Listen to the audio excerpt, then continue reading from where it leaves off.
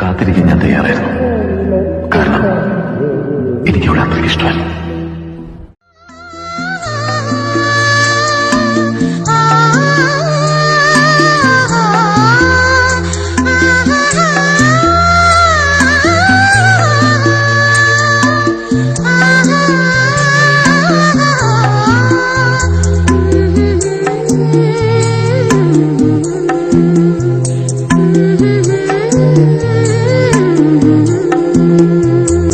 ഒരു കുഞ്ഞു പൂവിന്റെ ഇതളിൽ നിന്നൊരു തുള്ളി മധുരമെൻ ചുണ്ടിൽ പൊഴിഞ്ഞുവെങ്കിൽ തനിയെ ഉറങ്ങുന്ന രാവിൽ നിലാവിന്റെ കളിമെത്ത നീയോ വിരിച്ചുവെങ്കിൽ എന്റെ തപസിന്റെ പുണ്യം തളിർത്തുവെങ്കിൽ എന്റെ തപസിന്റെ പുണ്യം തളിർത്തുവെങ്കിൽ